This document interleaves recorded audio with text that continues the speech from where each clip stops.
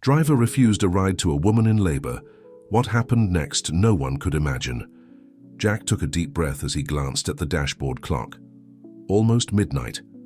It had been a long day on the streets of New York, and all he wanted was to return to his small apartment in Brooklyn, take a hot shower and sleep. "Last ride and I'm done," he muttered to himself, adjusting the rearview mirror. That's when he heard the desperate knocking on the passenger window. Startled, he turned to see a drenched woman with a panicked expression on her face. She had one hand supporting her visibly pregnant belly. "Please, I need to get to the hospital. I'm having contractions," she shouted, her voice partially muffled by the rain. Jack lowered the window, ready to explain that he was already off duty, when he recognized her under the streetlight. Those brown eyes, the shape of her face. It was Sarah. A chill ran down. His spine and his heart raced. He hadn't seen her in almost 9 months since that last night. "No, I can't," he responded dryly, starting to raise the window. Jack, is that you? Please help me. Nobody wants to take me in this rain." He hesitated. A small group of people began to form around the taxi, watching the scene in disbelief. "Man, are you going to leave a pregnant woman in the rain?" questioned a passerby who stopped to see what was happening. "This is outrageous," exclaimed an elderly woman, opening an umbrella and approaching Sarah. "Are you all right, dear?" Jack felt the weight of disapproving glances. He locked the door and started the engine. "I can't take you, my shift is over." "Then why is your car still here?" questioned another man, indignantly. Sarah leaned against a lamppost, visibly in pain. The elderly woman with the umbrella tried to calm her, while some people were already taking out their phones to call another taxi or rideshare. "I'll take her," offered a young man in his 20s. "My car is right over there." A collective sigh of relief passed through the small group that had formed. Jack watched through the window, his fingers tapping nervously on the steering wheel. Something inside him screamed that he was making a mistake, but he couldn't move. The young man ran to his car and quickly returned, carefully guiding Sarah. But when he tried to start the engine, it only made a dry noise. No, not now." The young man tried again, but the car wouldn't respond. "I think it's the batteries with this rain," Sarah moaned, doubling over in pain. "The contractions are very close, please." Jack closed his eyes. The sound of rain on the taxi roof seemed deafening at that moment. Images from the past returned to his mind. Him and Sarah together, the promises, the fights, her last message that he never answered. And now she was there needing him. "This is shameful," someone shouted in the small crowd. "There's a woman who needs help." "He has the right to refuse," argued another person. "He's already off duty." "What right?" "This is an emergency." Jack opened his eyes and saw in the rearview mirror that the group had grown. Some were filming with their phones. Others were trying to help Sarah, who was now breathing with difficulty. With a deep sigh, he unlocked the doors and got out of the car, shielding himself from the rain with his arm. "Come on, I'll take you," he said, approaching Sarah. The crowd made way, some applauding, others still murmuring criticisms. Jack helped Sarah into the back seat, trying not to look directly at her. "Thank you," she whispered, her voice trembling. As soon as he closed the door, an exclamation of surprise escaped Sarah's lips. "Jack, my water broke." He swallowed hard, quickly starting the engine. "Which hospital?" "Mercy General. My doctor has been notified." Jack nodded and drove off, ignoring the stares of people still watching. The rain was now falling more heavily, making visibility difficult. "Why didn't you answer my calls?" Sarah asked between controlled breaths. "I tried to find you for months." "This isn't the time for that, Sarah. Let's focus on getting you to the hospital." Dear listener, if you're enjoying the story, take a moment to like and especially subscribe to the channel. It really helps us who are just starting out. Now continuing, Jack tried to concentrate on driving, but it was impossible to ignore the moans of pain coming from the back seat, and her words echoed in his mind. 9 months. Could it be possible? No, he couldn't think about that now. He needed to get to the hospital. Fifth Avenue was congested even at that hour, and Jack decided to take an alternative route. He turned right onto a less busy street, accelerating more than he should. "Everything will be fine.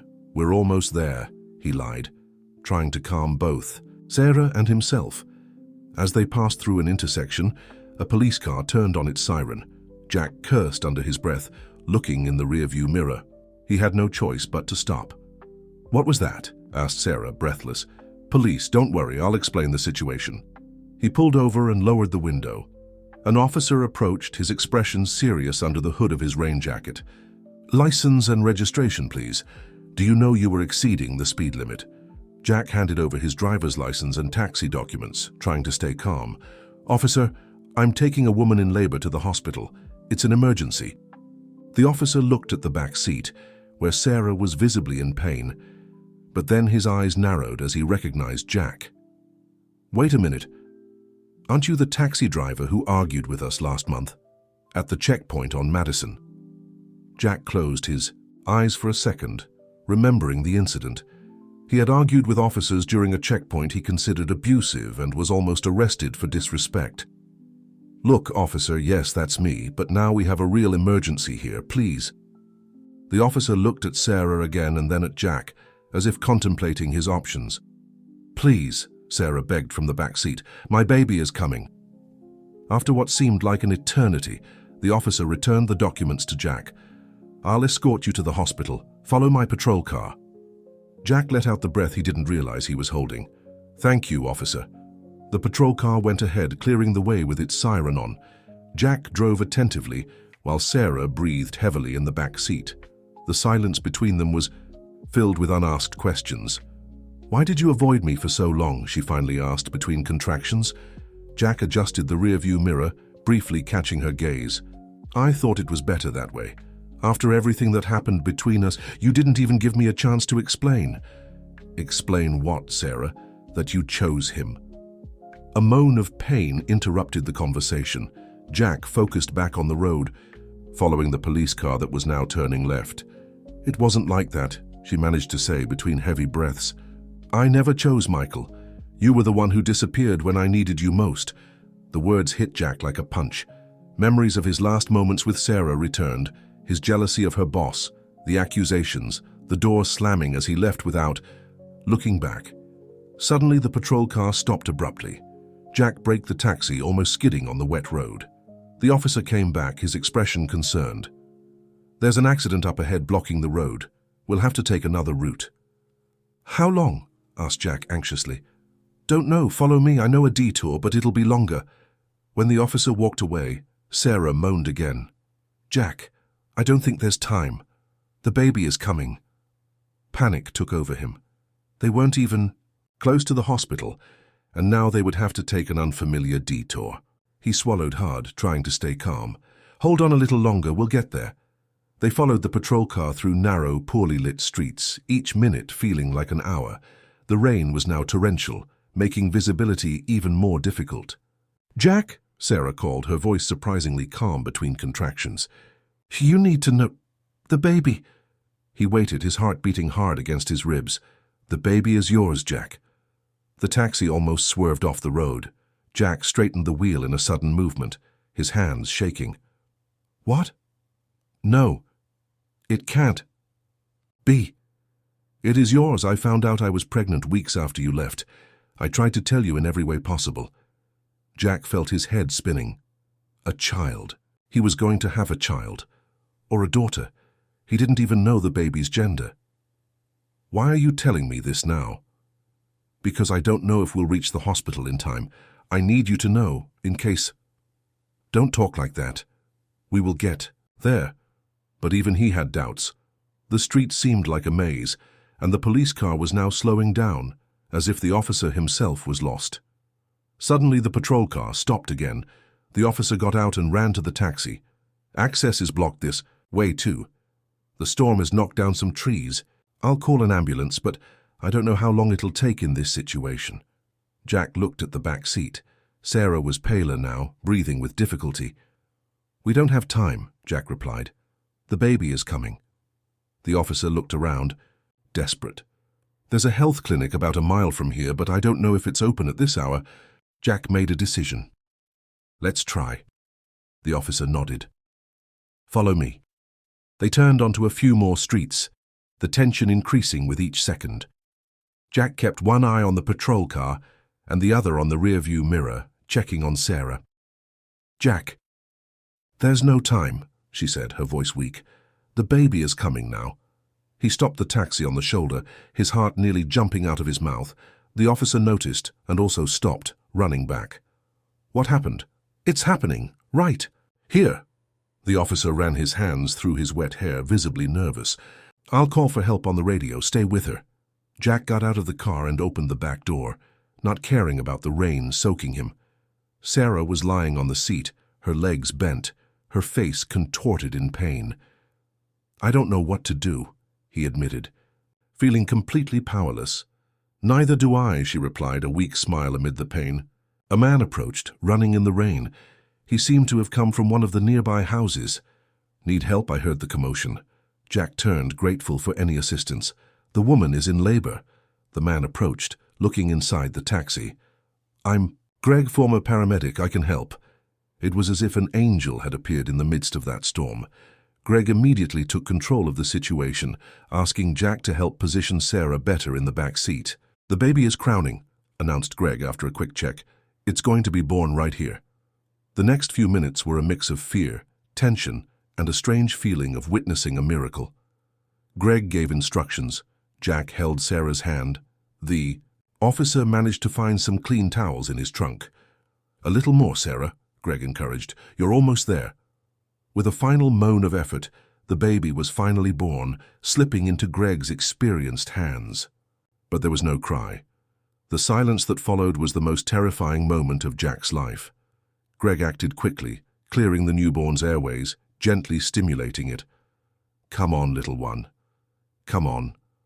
A weak cry, almost inaudible, finally broke the silence, then stronger, more vigorous. Jack let out a sob he didn't know he was holding. Greg smiled, wrapping the baby in one of the towels. "It's a girl, a beautiful baby girl." He handed the baby to Sarah, who was now crying freely, a mix of exhaustion and happiness. Jack watched, unable to move, unable to believe that this small life was part of him. "Do you want to hold her?" asked Sarah, surprising him. Hesitantly, Jack extended his arms, receiving the small bundle. The feeling was indescribable. The tiny face, the closed eyes, the minuscule fingers, his daughter. "What's her name?" he asked, his voice choked with emotion. "I haven't decided yet," Sarah answered. "I thought we should choose together. If you want." Dear listener, if you're enjoying the story, take a moment to like and especially subscribe to the channel. It really helps us who are just starting out. Now, continuing. Before Jack could respond, the officer approached. "The ambulance is on its way. They'll take you to the nearest hospital to check if everything is okay." Greg confirmed that both mother and baby seemed stable, but agreed that proper medical follow-up was essential. In the middle of that rainy night on some street in New York, Jack felt his life change forever. Looking at the little one in his arms, he knew that nothing would be the same again. The ambulance arrived about 10 minutes later. The paramedics took over the care of Sarah and the baby, while Jack was instructed to follow to the hospital in his taxi. "Will you come?" asked Sarah as she was being placed on the stretcher. Jack hesitated for only a second. "Yes, of course I will." During the drive to the hospital, his mind was chaos. So many questions, so many contradictory emotions. Anger at the time lost, fear of the future, a strange joy he couldn't fully comprehend. When he arrived at the hospital, Sarah and the baby were already being attended to. A nurse directed him to the waiting room, informing him that both were fine and undergoing routine examinations. Jack sat in one of the hard plastic chairs, still wet from the rain, still trying to process everything that had happened. His phone vibrated in his pocket, messages from fellow taxi drivers who had already heard about the taxi birth. The news was spreading quickly. Hours later, he was finally authorized to see Sarah. She was lying in a hospital bed, looking exhausted, but radiant. The little one was sleeping in a transparent crib beside her. "She's perfect," said Jack, approaching hesitantly. "She is," agreed Sarah. "I was thinking, how about Emma? It was my grandmother's name." "Emma," repeated Jack, feeling the weight of the name. "It's beautiful." An uncomfortable silence hung between them. There was so much to be said, so much to be resolved. "Why did you never look for me after you found out about the pregnancy?" Jack finally asked. Sarah sighed. "I did look for you, Jack. I called you dozens of times. I sent messages. I even went to the taxi stand where you usually waited. Your friends said you didn't want to talk to me." Jack closed his eyes, remembering the unanswered calls, the messages he had deleted without reading, convinced that she had cheated on him with Michael, her boss. "I thought you and Michael—" "There was never anything between Michael and me," interrupted Sarah, her voice firm despite her exhaustion. "That night I was working late because we needed to finish an important project. That was it. But you preferred to believe your suspicions instead of trusting me." Her words hit him hard. All that time, all that resentment, based on assumptions he never confirmed. "I'm sorry," was all he could say. Sarah reached for an envelope on the bedside table. "This is for you. I wrote it when I was 8 months along, not knowing if I'd ever have the courage to give it to you." Jack accepted the envelope, uncertain. "Do you want me to read it now?" "No, read it when you're alone." The nurse entered the room, interrupting the moment. It was time for Sarah to breastfeed little Emma. Jack said goodbye, promising to return. The next day, the envelope firmly held in his hand. In his apartment, Jack sat on the edge of the bed, still in shock from the night's events. He carefully opened the envelope, unfolding the handwritten letter. "Jack, if you're reading this, it means we've somehow found our way back to each other. I don't know if it was fate or pure stubbornness on my part. When I discovered I was pregnant, my first thought was of you. My second thought was also of you, and the third. The truth is, I never stopped thinking about you, even when I was furious about the way we separated. I tried to tell you in every possible way. I called, sent messages, asked your friends. After the 4th month, I stopped trying, not for the baby or for me, but for you. I thought you deserved the chance to know, to choose to be part of this, but also deserved the chance to move on if that's what you really wanted. So I made a plan. I found out your schedule, your routes. I knew you still worked as a taxi driver, in the Midtown area. I planned everything so our encounter would seem casual, me needing help, you being my only option. I didn't count on the contractions actually starting, or the rain, or the birth in the taxi. That part, believe me, wasn't in the plan. I don't know what will happen after you read this letter. I don't know if you'll want to be part of our daughter's life, or if you'll prefer to stay away. Whatever your decision, I want you to know that I never hated you, not for a second. I was hurt, yes, disappointed, certainly. But I never ever stopped loving you. Our daughter deserves to know her father. And you deserve to know her. The rest we'll figure out with time. With love. Even after everything, Sarah." Jack let the letter fall onto his lap, tears flowing freely down his face. Everything had been planned. The casual encounter, the request for help. But what should have been just a setup turned into something real, urgent. And now, he had a daughter. A daughter who was born in his taxi during a storm, as if the universe was determined to make him present at that moment, no matter how hard he had tried to escape the past. The following days passed in a blur. Jack visited Sarah and Emma at the hospital every day, bringing flowers, diapers, little clothes he barely knew how to choose. They talked hesitantly, slowly rebuilding a bridge over the chasm they had created between them. When mother and daughter were discharged, Jack took them to Sarah's apartment in Queens. He helped install the crib, organized the baby products, trying to be useful, trying to find his place in this new reality. The news of the unusual birth in the taxi during the storm had spread. A local newspaper did a small piece, calling Jack a hero. He denied it, uncomfortable with the attention, knowing that he had initially refused to help. "I wasn't a hero," he confessed to Sarah one night as they watched Emma sleep in the crib. "I almost left you two in the rain." "But you didn't," she replied simply. "In the end, you made the right choice." Jack returned to work 2 weeks later. His fellow taxi drivers greeted him with pats on the back and questions about the baby. It was strange, this new identity.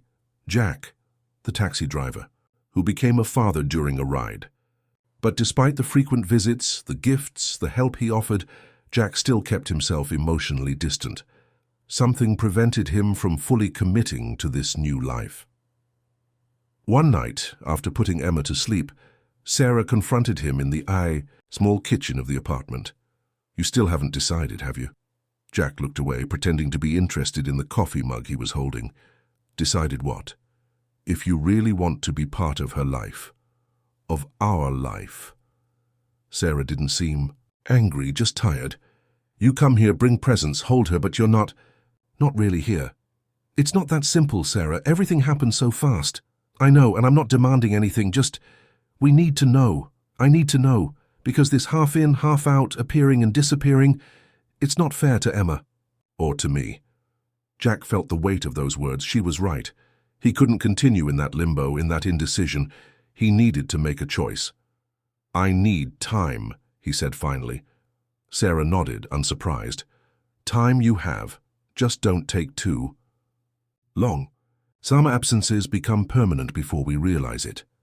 After that conversation, Jack reduced his visits, not because he didn't want to see Emma or Sarah, but because he really needed to think without the pressure of their presence, without Sarah's hopeful look or his daughter's innocent smile. 1 month after Emma's birth, Jack was driving his taxi through the streets of New York, like any other day. He picked up a fare at the airport, an executive who talked non-stop on his cell phone about meetings and spreadsheets. "First time in New York?" asked Jack, more out of habit than interest. The man interrupted his call. "No, I come once a month on business. Left my family in Chicago." "Family?" "My wife and 2 kids, a 7-year-old boy and a 2-year-old girl." Something in the way the man spoke, the evident pride in his voice, caught Jack's attention. "Is it hard being away from them?" The executive smiled, a tired but genuine smile. "Very, every day, but it's worth it just to see their faces when I return. You know, my father wasn't very present when I was growing up. I promised myself I'd be different with my kids." Jack drove in silence for a few minutes, thinking about the passenger's words. "I have a daughter," he revealed suddenly. "Just turned 1 month old." "Congratulations, first child." "Yes." "It's crazy at the beginning, isn't it? You don't know what to do, afraid you'll break the baby." The man laughed. "But I can guarantee you one thing. Time goes by very fast. One day, she's this tiny package you're afraid to even hold. The next, she's running around the house talking non-stop. Don't miss that." When he dropped the executive at his hotel, Jack continued thinking about the conversation. He picked up a few more fares, but his mind was far away, revisiting the last few months, the last few years. He remembered his own father, absent, distant, a man he knew only from sporadic visits and occasional birthday cards. He remembered the promise he had made to himself when young, that he would never be like him, and he realized with painful clarity that he was about to repeat exactly the same pattern. At the end of his shift, Jack made a decision. Instead of returning to his empty apartment, he drove to Queens. It was late, almost midnight, but the lights in Sarah's apartment were still on. He hesitated before ringing the doorbell. What if she didn't want to see him? What if it was too late? Finally, he gathered his courage and pressed the button. Sarah opened the door, surprised to see him at that hour. She wore a simple nightgown and had deep circles under her eyes, the characteristic mark of new parents. "Jack, did something happen?" "Can I come in?" She stepped aside, allowing him to enter. The apartment was quiet, just the soft sound of the humidifier coming from the baby's room. "Emma just fell asleep," explained Sarah, keeping her voice low. "Took hours today." Jack nodded, suddenly not knowing how to say what he had come to. "Say?" They stood in the small living room, the silence growing between them. "Why are you here, Jack?" Sarah finally asked. He took a deep breath. "I came to say that I want to try, for real, not just occasional visits or presents. I want to be Emma's father. I want to see if we can rebuild something, the two of us." Sarah observed him for a long moment, as if trying to read the sincerity in his eyes. "What changed?" "I realized I'm repeating my father's mistakes, running away, distancing myself when things get difficult. I don't want Emma to grow up wondering why her father didn't want to stay. I don't want to be just a distant figure in her life. And—" he hesitated, feeling his heart race.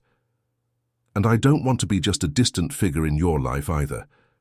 I never stopped loving you, Sarah. Even when I thought I had every reason to forget you." Sarah took a step forward, her eyes shining with unshed tears. "It won't be easy. We have a lot to rebuild, a lot of trust to regain." "I know, and I don't expect it to be quick. I just want the chance to try. For real this time." A soft cry came from the bedroom, interrupting the moment. Sarah sighed, a tired smile on her lips. "Looks like someone woke up. Want to help me?" Jack felt a wave of emotion at hearing his daughter's cry, not of panic like on that rainy night in the taxi, but of a strange feeling of belonging. This was his place. These were his people.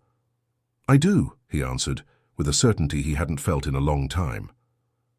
Together, they walked to the room where Emma was waiting, ready to start a new chapter in the story that began on a stormy night inside a taxi, when a man who was running from the past finally found the courage to embrace the future. Dear listener, if you're enjoying the story, take a moment to like and especially subscribe to the channel. It really helps us who are just starting out. Now continuing. 6 months passed since that night in Sarah's apartment. Life had found a new rhythm, not perfect, not without challenges, but a rhythm that Jack was beginning to recognize as his own, as theirs. He continued working as a taxi driver, but had adjusted his hours to be able to spend more time with Emma and Sarah. 3 times a week he slept at her apartment on the couch initially, until the barriers between them began to slowly dissolve. Each day brought a new discovery. Jack learned to change diapers, prepare bottles, recognize Emma's different cries. He learned that she liked to be rocked with gentle movements to the left, never to the right. That she smiled more in the morning and got irritable at night. Small details that built the map of who his daughter was. With Sarah, the reconciliation was slower, more cautious. Both carried scars from the past, fears that didn't disappear overnight. They talked a lot, sometimes argued, but always with the commitment to never let the sun set on their anger. One Sunday afternoon, while Emma slept her afternoon nap, Jack finally asked something that had bothered him for a long time. "Did you really plan all that, finding me on the night of the storm?" Sarah, who was flipping through a magazine on the sofa next to him, smiled. "I planned to find you, yes. I knew your schedule, your usual route, but the contractions actually starting that night was pure coincidence, or fate, if you prefer. And if I had refused to the end, if I hadn't taken you—" She closed the magazine, thoughtful. "I had a plan B. My friend Kate was on standby nearby, ready to take me if necessary, but I wanted it to be you. I wanted you to be there when Emma was born. I wanted you to have the chance to see, from the first moment, the life you helped create." Jack took her hand, squeezing it gently. "Thank you for not giving up on me." That week, something unexpected happened. A local TV producer contacted Jack, interested in his story for a segment on anonymous heroes. At first, he refused, uncomfortable with the attention. "I'm no hero," he told Sarah when he mentioned the invitation. "I almost left you in the rain, remember?" "But you didn't," she replied, repeating the same words she had said months ago. "In the end, you made the right choice, and besides, our story might inspire other people, Jack." After much insistence from Sarah, and also from his fellow taxi drivers who thought he deserved the recognition, Jack agreed to participate in the program. On the day of the recording, he, Sarah, and Emma, now 7 months old, prepared together. Jack had never felt so nervous. Facing cameras seemed much more frightening than driving through New York's chaotic traffic. "What if I say something stupid?" he asked, adjusting his shirt for the 3rd time. Sarah laughed, helping him with the collar. "Just tell the truth, like you're talking to a passenger in your taxi." The interview took place in the park near Sarah's apartment. The journalist, a friendly, middle-aged man, asked questions about that night, about the birth in the taxi, about how his life had changed afterward. Jack answered honestly, without hiding his initial hesitation to help Sarah, or how he had almost lost the chance to meet his daughter. "What would you say to other men who discover they're going to be fathers unexpectedly?" asked the journalist. At the end of the interview, Jack looked at Sarah, who was holding Emma in her arms, both watching him with identical smiles. He felt a wave of emotion, as he realized how much his life had changed in just a few months. I'd say that fear is natural, that the desire to run away is too, but that nothing, absolutely nothing, compares to the feeling of seeing your child, being born, of holding that tiny life and knowing that somehow you helped create something miraculous. Don't let fear decide for you. Don't miss these moments because they don't come back. The interview aired a week later on a Sunday night program. Jack watched nervously with Sarah by his side, Emma asleep in the crib. "I look like an idiot," he muttered, hiding his face in his hands when his image appeared on the screen. "You look sincere," corrected Sarah, resting her head on his shoulder, "and very handsome." The next day his phone wouldn't stop ringing. Friends, family, even passengers who recognized him in the taxi commented on the interview. One of the most surprising contacts was from his father, the man who had been absent for most of his life. "I saw you on TV yesterday," said the gruff voice on the phone. "You look happy." Jack didn't know what to respond immediately. It had been years since he had spoken to his father. "I am," he finally answered. "Very." An uncomfortable silence followed. "So I have a granddaughter?" asked the man hesitantly. "Yes, Emma. She's 7 months old now." More silence. "I'd like to meet her someday, if you allow it." Jack closed his eyes, a storm of emotions inside him. Anger at the abandonment, resentment for the lost years, but also a strange understanding that didn't exist before.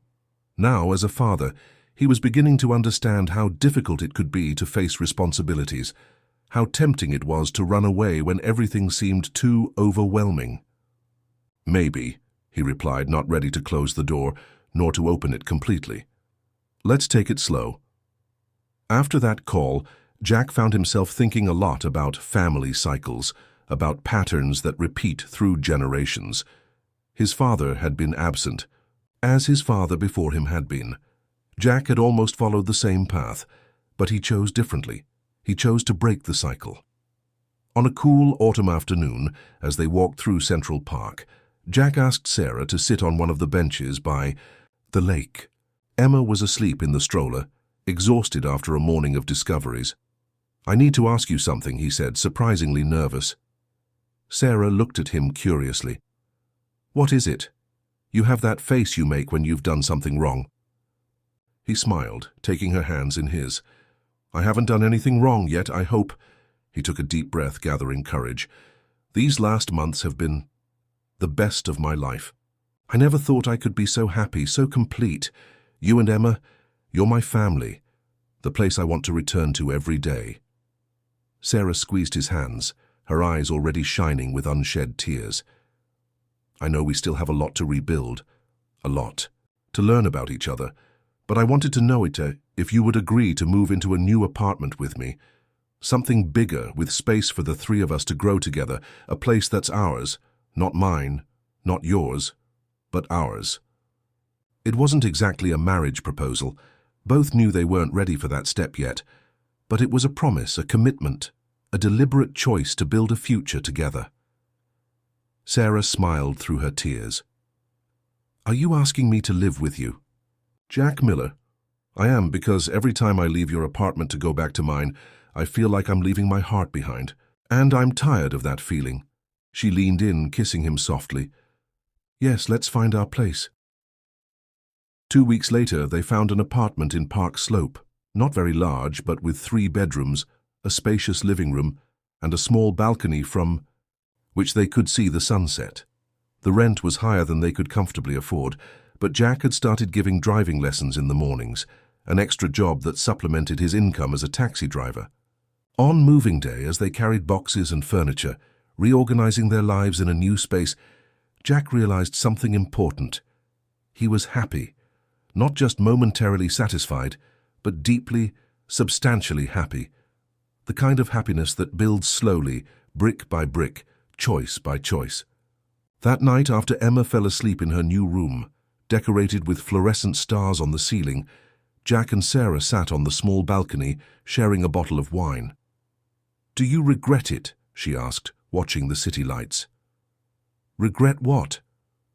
"Stopping, The taxi that night, taking us.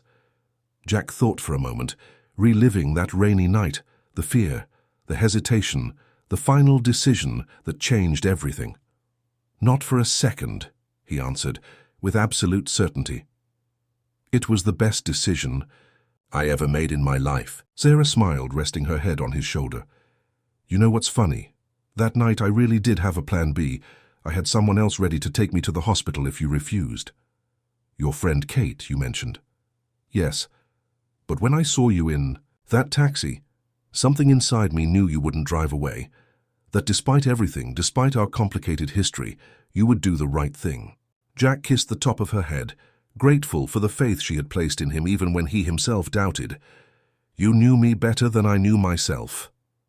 I still do, she joked, poking him in the ribs.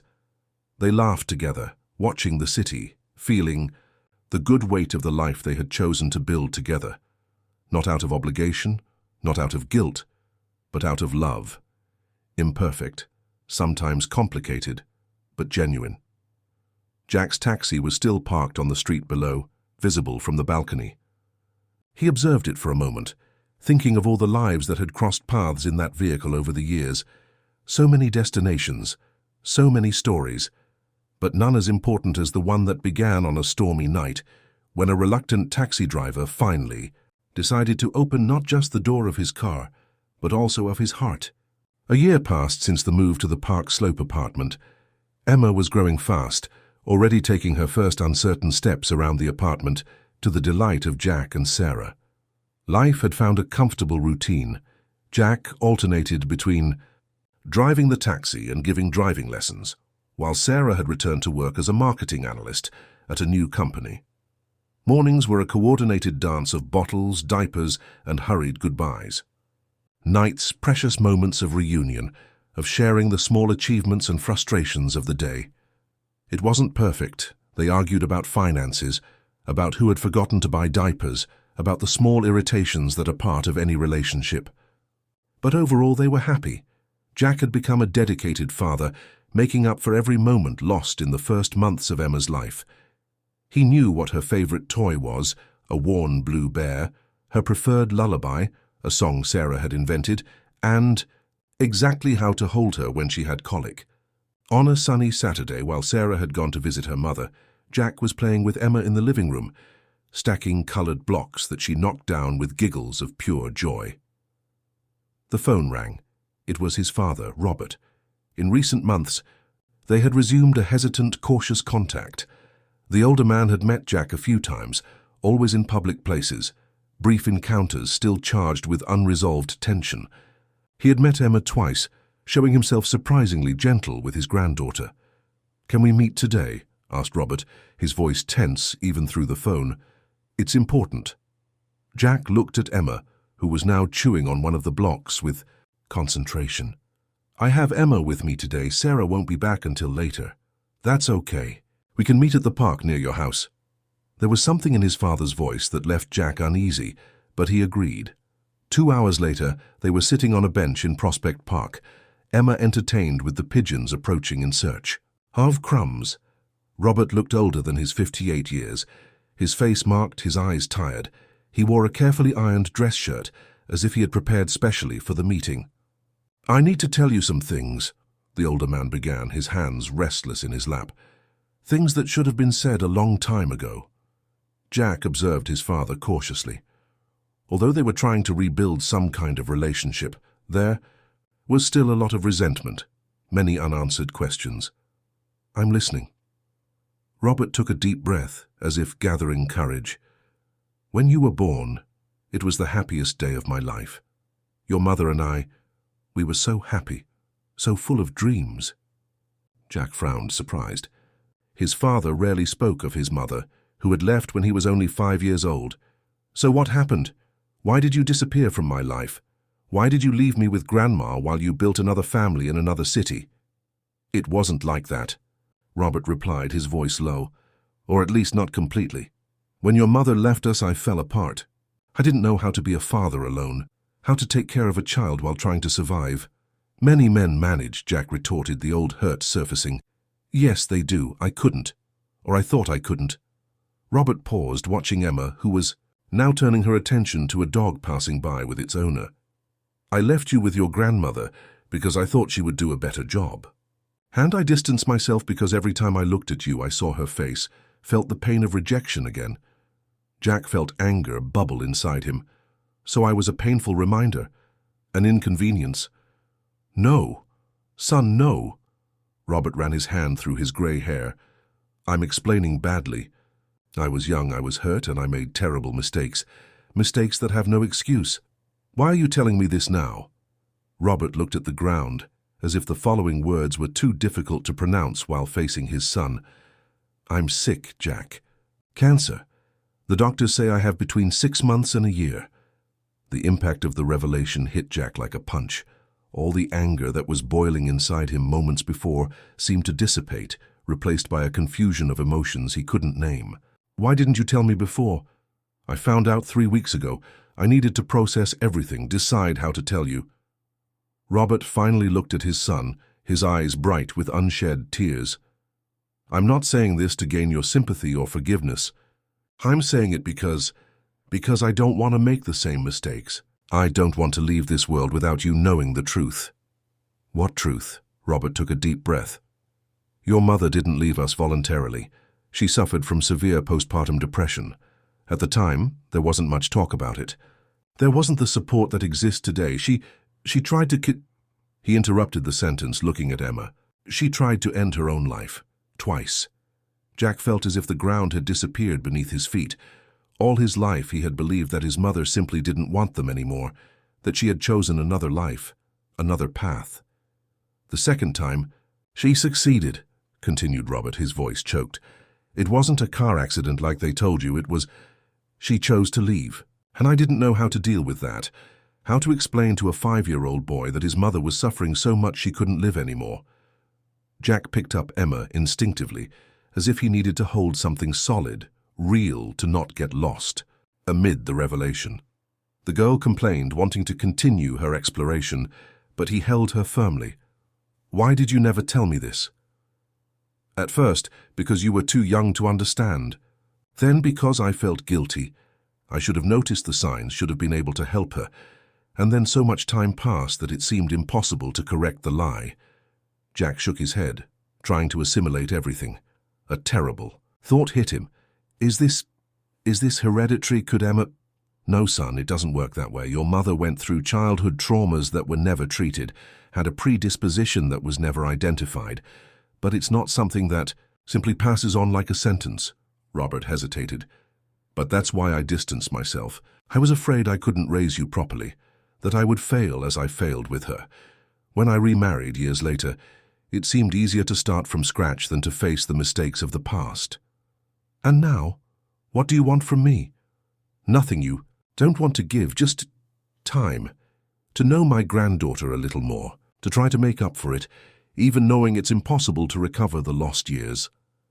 Jack was silent for a long moment, watching Emma, who was now playing distractedly with the buttons on his shirt. He thought about how he had almost repeated his father's mistakes, how he had almost lost the chance to know his daughter, to be part of her life. "I'll need time to process all this," he said finally. "I understand. But..." Jack hesitated, the words difficult to find. "But we can try. For Emma, she deserves to know her grandfather, even if for a short time." The relief on Robert's face was visible. It wasn't forgiveness. Both knew that some wounds were too deep to heal completely. But it was a beginning, a door left ajar. On the way back home, Jack carried not only Emma in his arms, but also the weight of his father's revelations. He thought about the mother he barely knew, about the story he had believed all his life, about the painful truth he now needed to integrate into his understanding of the past. And he thought about Sarah, about how she had fought to find him, to give him the chance to know his daughter, about how different it could have been if he had completely closed himself off, if he had refused that ride on the rainy night. When he got home, Sarah had already returned from visiting her mother. She immediately noticed that something was wrong. "What happened?" she asked, taking Emma from Jack's arms, who seemed exhausted. "I met my father today," he replied, dropping onto the couch. And I discovered that the whole story I believed about my mother was a lie. In the hours that followed, Jack told Sarah everything. About his mother's depression, about the way she had left this world, about the guilt and fear that had led his father to distance himself, and about the disease that was now consuming Robert, giving them a defined deadline for any reconciliation. Sarah listened to everything in silence, holding Jack's hand, offering the comfort of her presence. When he finished, she hugged him for a long time. "What do you want to do?" she finally asked. Jack sighed, feeling the weight of the decision. "I don't know if I can forgive him completely, but I also don't want to repeat the cycle. I don't want Emma to grow up without knowing her grandfather, even if for a short time." Sarah nodded, understanding. "Then let's invite him for dinner once a week. Let's give Emma the chance to form her own memories. You don't mind?" "I would mind if it hurt you more. But I think deep down this might be good for you too. Not to erase the past, but to make peace with it." In the months that followed, Robert became a regular presence in Jack and Sarah's apartment. He came for dinner on Wednesdays, always bringing a small gift for Emma, a book, an educational toy, a flower from his garden. The girl, with the unconditional acceptance characteristic of children, soon adopted him as Grandpa Bobby, running into his arms as soon as he arrived. For Jack, the process was slower, more complex. There were moments of genuine connection when Robert told stories from Jack's childhood that he had forgotten, when they shared a laugh watching Emma's antics, and there were moments of tension when the past seemed to weigh too heavily between them. Meanwhile, Robert's illness progressed. It started with small signs, more pronounced fatigue, subtle weight loss. In a few months, it became impossible to ignore. The tall, proud man Jack had known in childhood now seemed to shrink each week. The treatment was aggressive, chemotherapy that left him exhausted, medications that altered his mood and appetite. There were weeks when he couldn't come for the traditional dinner, too weak to leave home. It was Sarah who suggested that, instead of waiting for Robert to come to them, they should go to him. They began to visit him at his home on weekends, a small, organized house in a simple neighborhood in Brooklyn. "I never imagined I'd see you here," said Robert on the first visit, sitting in his favorite armchair, a blanket over his knees despite the heat of the day. Jack looked around, noticing the photographs on the walls, some of him as a child, others of the half-siblings he barely knew, now adults and living in other cities. There was also, surprisingly, a recent photo of Emma in a frame on the coffee table. "I didn't imagine it either," he admitted. During these visits, they met Nancy, Robert's current wife, a kind and discreet woman who seemed genuinely concerned about her husband. She welcomed them with coffee and homemade cakes, and treated Emma with a grandmother's affection, even without blood ties. "He talks a lot about you," she told Jack one day, while Robert napped in the bedroom. "He always did, actually, even before you reconnected." Jack raised an eyebrow, surprised. "He talked about me." Nancy smiled, a sad smile that carried the knowledge of years shared with a man tormented by his choices. "Every year on your birthday he would get quiet, distant. At night he would take out his album of old photographs. He never interfered in your achievements, but he always knew about them. When you graduated from high school, when you got your taxi license, he would cut out news articles. Keep them." The revelation hit Jack like a wave. The image he had of his father, a cold man who had abandoned him without looking back, began to fragment, revealing someone more complex, more human, with his own struggles and contradictions. Why did he never try to get closer before? Fear, I think. Fear of being rejected, of not knowing how to fix so much lost time, and shame, a lot of shame. Nancy hesitated. "When we saw you on that TV program, talking about your daughter, about how you almost lost the chance to know her, I think something changed in him, as if he saw a second chance, not just for you, but for him too." Dear listener, if you're enjoying the story, take a moment to like and especially subscribe to the channel. It really helps us who are just starting out. Now continuing. Nancy's words stayed with Jack in the days that followed, prompting a re-evaluation of everything. He thought he knew about his father, about his own history. He found himself rethinking old memories, seeing them in a new light. The paternal figure who occasionally appeared in his childhood, bringing expensive gifts on birthdays, but never staying for the entire party. The man who regularly sent money to his grandmother, ensuring that Jack had everything he needed materially, even if he was emotionally absent. It wasn't the complete abandonment he had constructed in his mind over the years, but something more complicated, more ambiguous. On a Wednesday evening, as they waited for Robert for the usual dinner, the phone rang. It was Nancy, her voice trembling slightly. "Robert is in the hospital. He collapsed this afternoon." Jack felt his heart race. "We're on our way." At the hospital, they found Nancy in the waiting room, her eyes red from crying. Robert had been admitted to the ICU, an opportunistic infection, common in patients with immune systems compromised by chemotherapy. "The doctors are doing everything they can," explained Nancy, "but they're worried. He was already very weak." Jack left Sarah with Nancy and went to speak with the doctors. The situation was serious, they explained. The infection had spread rapidly, and Robert's weakened body had few reserves to fight it. "We've managed to stabilize him for now, but the next 48 hours will be critical," explained the doctor. "You should prepare for all possibilities." Jack returned to the waiting room, his head spinning.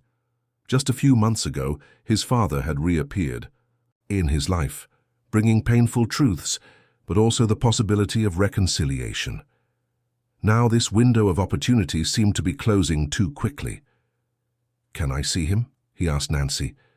"The doctors said one person can go in for a few minutes. I've already been with him, but he's sedated. He won't recognize you." Jack nodded. "I want to go anyway." In the ICU, Robert looked smaller than ever, lost among tubes and monitors. Jack sat in the chair next to the bed, observing his father's pale face, his once grey hair now completely white. "I don't know if you can hear me," he began, feeling strange talking to someone unconscious, "but there are things I need to say, and we might not have another chance." He hesitated, the words difficult to find. How to summarize a life of absence, of unanswered questions, of hurts, and more recently, of hesitant attempts to build bridges over the chasm that separated them. "I spent a lot of time angry at you," he finally continued. "Angry that you weren't there, for choosing another family instead of your own. I thought I hated you, but I think in reality, I just wanted you to love me enough to stay." Jack took a deep breath, feeling the tears he had held back for so long finally escape. "I don't know if I can completely forgive everything that happened, but I understand better now. I understand that you were suffering too, that you were lost too." He paused, gathering courage. "And I want you to know that Emma loves you. That little girl who barely knows you already asks for Grandpa Bobby every day. That has to mean something, doesn't it?" The heart monitor beside the bed kept its monotonous rhythm, the only response to Jack's words. "I'll try to be a better father to her than you were to me, not out of anger or resentment, but because I now understand how valuable this time is, how easy it is to lose it and never recover it." A nurse entered silently, indicating that the visiting time was over. Jack stood up, looking at his father one last time. "Rest and get better soon. We have a Wednesday dinner to keep." The following days were a roller coaster of hope and despair. Robert had a temporary improvement, then worsened again. The doctors spoke in technical terms that Jack tried to decipher: oxygen levels, white blood cell counts, infection markers. Sarah and Emma would go home, return to the hospital. Jack practically moved in, alternating with Nancy the vigils by Robert's bedside. There were moments of fragmented consciousness, Robert opening his eyes, vaguely recognizing who was beside him, before falling back asleep. On one of these occasions, while Jack was alone with him, Robert woke up more lucid than in previous days. "Jack," he called, his voice hoarse from the tube that had been recently removed. "I'm here, Dad." Robert tried to smile, but the effort seemed too great. "Sorry about dinner." Jack couldn't help a small smile. "We'll reschedule when you get out of here." Robert nodded slightly, his eyes already beginning to close again. But before going back to sleep, he murmured, "You're a good father, Jack. Better than I ever was." The words accompanied him in the hours that followed, as he waited for news, as he talked with doctors, as he tried to explain to Emma, in terms a nearly 2-year-old could understand, why Grandpa Bobby was sleeping in a different place.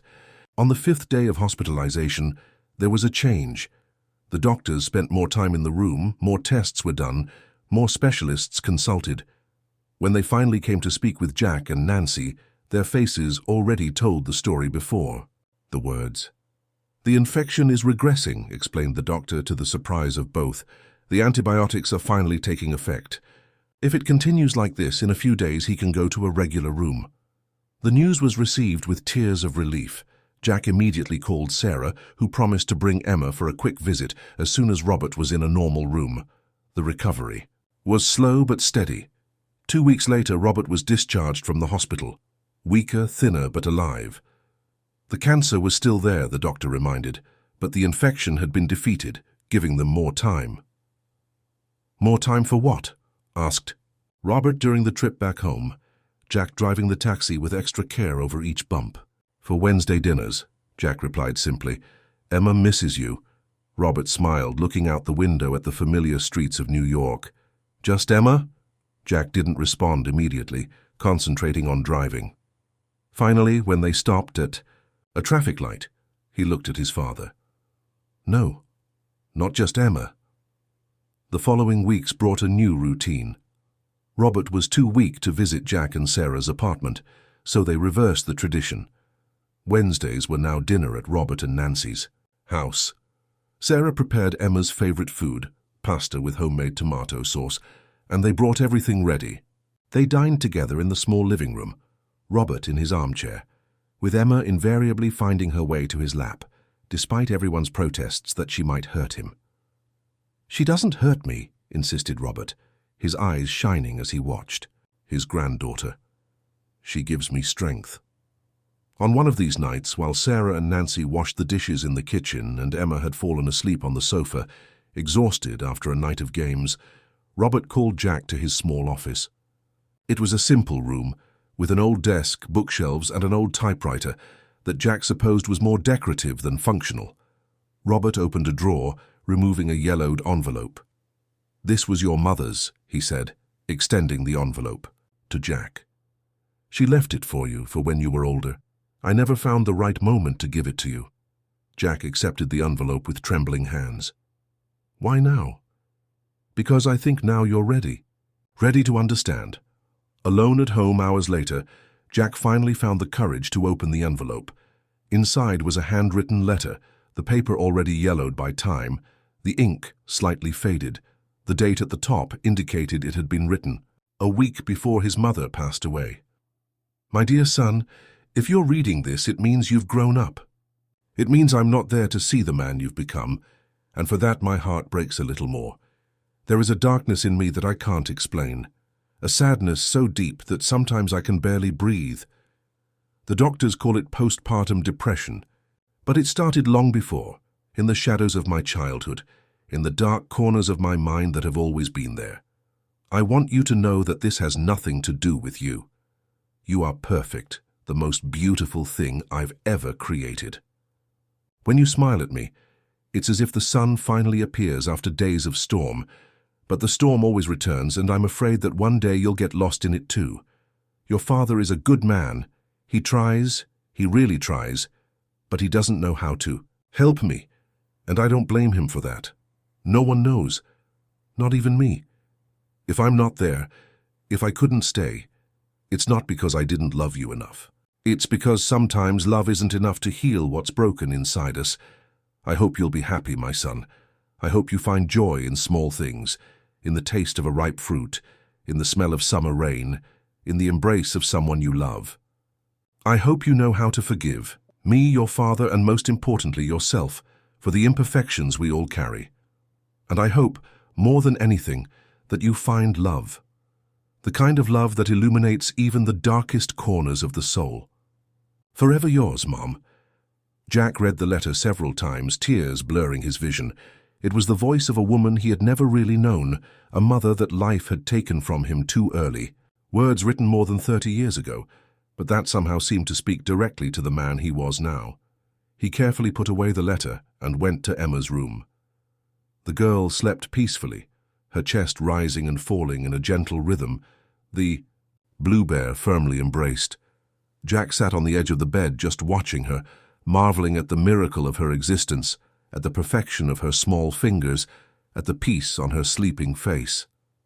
"I promise," he whispered, though he knew she couldn't hear him. "I promise I'll be here every day, in joys and sorrows. I promise you'll never doubt how much you're loved." That night, lying next to Sarah, he told her about the letter, about his mother's words, about the promise he had made to Emma. "You're already fulfilling that promise," said Sarah, holding his hand in the darkness. "Every day since that night. In the rain. I almost ruined everything. But you didn't, and that's what matters." In the months that followed, life found a new balance. Robert oscillated between good and bad days. The cancer advanced, but more slowly than the doctors had initially predicted. The Wednesday dinners continued, though sometimes they were replaced by shorter visits when Robert was too tired. Emma turned 2, and the party was held at Robert and Nancy's house, a small gathering with cakes and balloons, the first birthday party where grandfather and granddaughter were together. Jack observed the scene, his father visibly weak but smiling, helping Emma blow out the candles, Sarah taking pictures, Nancy serving cake to the few guests, and felt a wave of gratitude for this moment that almost didn't happen. On a Sunday afternoon, as they returned from a visit to Robert, Sarah mentioned something that had been on her mind for some time. "I think we should get married," she said casually, as if commenting on the weather. Jack almost lost control of the car. "What? Get married, you and me? It seems like the next logical step, doesn't it?"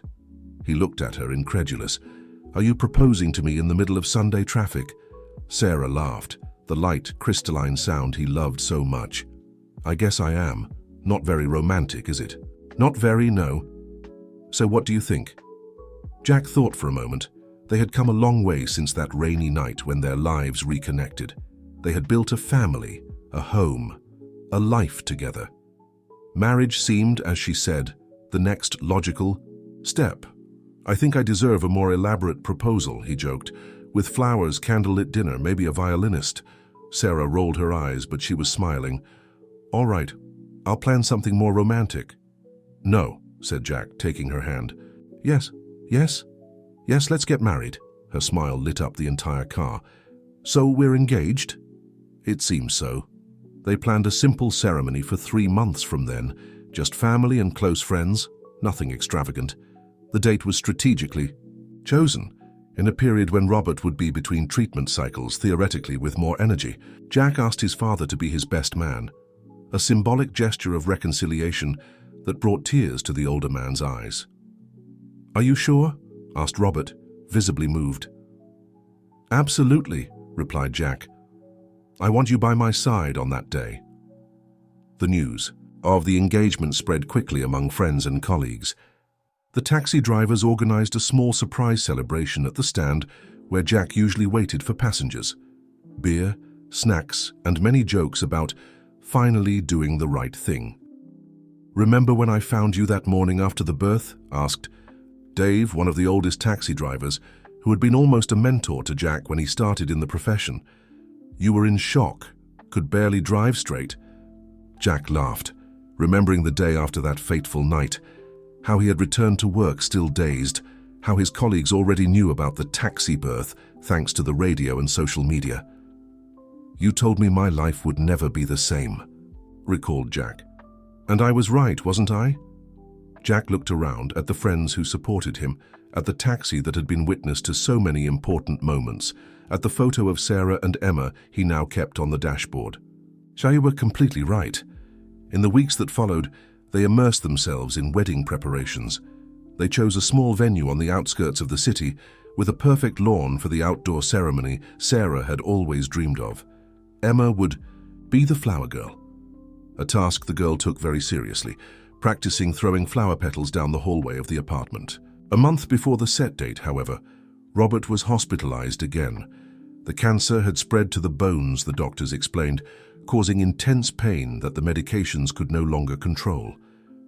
Jack and Sarah discussed the possibility of postponing the wedding, but Robert was vehemently against it. "Don't even think about it," he said, even through the evident pain on his face. "I've already missed too many important moments in your life, son. I won't have you miss this one." But what if you can't go? Robert smiled weakly. Then you take lots of pictures and show me afterward. Life doesn't stop, Jack. Never stop living because of pain. Robert's health continued to deteriorate in the following weeks. He was transferred to palliative care. There was no more treatment to be done, just pain management and comfort in the days that remained. Jack visited daily, sometimes bringing Emma for short periods, other times just sitting in silence next to the bed, sharing a space that for so long had been empty between them. On one of these visits, 2 weeks before the wedding, Robert was particularly lucid, almost without pain thanks to the adjusted medication. "I have something for you," he said, indicating the drawer of the nightstand beside the bed. Jack opened the drawer and found a small velvet box. Inside was a pair of silver cufflinks, simple but elegant. "They were my father's," explained Robert. "He wore them on the day of my wedding to your mother. I thought maybe you'd want to wear them at yours." Jack held the cufflinks, feeling the weight of family history they carried. "I will, thank you." "And I have one more thing," continued Robert, his voice weaker now. "Some advice. Not that I'm the best to give marriage advice, but I'm listening. Never let the sun set on your anger." Robert paused, breathing with difficulty. "That's what my father told me, and I didn't listen. Resolve problems before going to sleep, son. Don't let small hurts accumulate until they become walls between you." Jack nodded, the words hitting him deeply. "I'll remember that." The next day, Sarah suggested something unexpected. "What if we brought the wedding to him?" "What do you mean?" "If Robert can't come to the ceremony, we can do a small ceremony. Here at the hospital, just us, Emma, Nancy, and maybe my mum. Something simple but meaningful." The idea was perfect. Jack spoke with the medical team, who proved surprisingly receptive, even offering the common room on the palliative care floor for the event. It would be a symbolic ceremony, not official. The legal ceremony would still take place at the venue as planned. But for Jack, this would be the real one, the one that really mattered. On a Wednesday, keeping the tradition of family gatherings, Jack, Sarah, and Emma arrived at the hospital dressed for the occasion. Sarah wore a simple white dress, Jack a navy blue suit with his grandfather's silver cufflinks, and Emma a little flower dress, carrying a small basket with petals. The common room had been decorated with some flowers and white balloons, courtesy of the nursing team who had grown fond of Robert. A small speaker played soft music, and chairs had been arranged in a semicircle. Robert was brought in a wheelchair, visibly moved. Nancy was by his side, holding his hand, silent tears running down her face. A friend of Jack's, who was a pastor, conducted a brief ceremony, words about love, commitment, family. Emma scattered petals with excessive enthusiasm, making everyone laugh. Vows were exchanged, improvised but deeply sincere. "I promise to be by your side every day of our lives," said Jack, looking into Sarah's eyes. "On sunny days and on stormy ones, I promise never to let the sun set on our anger, and always find my way back to you, no matter how lost I may be." When it came time for Robert, as the best man, to hand over the rings, he asked to say a few words. His voice was weak but determined. When Jack was little, he had a favorite book about a little bear who got lost in the forest and finally found his way back home. We read that book every night when I visited. He paused, breathing with difficulty. "I think we all get lost somehow throughout life. The important thing is that we find our way back to the people we love." Jack and Sarah, shoot, you found that way. And that's the greatest gift life can give. There wasn't a dry eye in the room when he finished. Jack hugged his father, feeling the fragile bones under the embrace, aware that it might be one of the last times. The small ceremony ended with applause and hugs. Robert was exhausted but radiant. Before being taken back to his room, he held Jack's hand one last time. "Now I can go in peace," he said simply. Jack understood what he meant, not a goodbye but a blessing, an acknowledgement that the cycles had completed, the wounds beginning to heal. 3 days later, Robert passed away peacefully in his sleep, Nancy by his side. Jack received the news with a mixture of pain and acceptance. It wasn't unexpected, but it still hurt. The funeral was simple, according to Robert's wishes.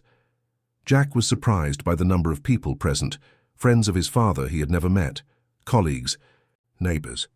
Each had a story about Robert, small moments of kindness, of human connection that formed the mosaic of a life. The official wedding ceremony took place as planned 2 weeks later. It was a sunny day, perfect for the outdoor celebration. Jack wore the silver cufflinks and had reserved an empty chair in the front row with a white rose on it, a small silent tribute. During his vows, he repeated the promise he had made at the hospital. "I promise never to let the sun set on our anger, and always find my way back to you no matter how lost I may be." The party that followed was joyful, full of music and laughter. Emma danced until she fell exhausted into her maternal grandmother's arms, and Jack and Sarah shared their first dance as an officially married couple under a sky full of stars. In a moment of quietness, as they watched the guests dancing, Sarah asked, "What are you thinking about?" Jack looked at her, beautiful in her white dress, her eyes shining with happiness, and thought about all the journey they had traveled. The rainy night when he almost left her behind, the miraculous birth of Emma in the back seat of his taxi, the months of uncertainty, the reconciliation with his father, the second chances that life had given them.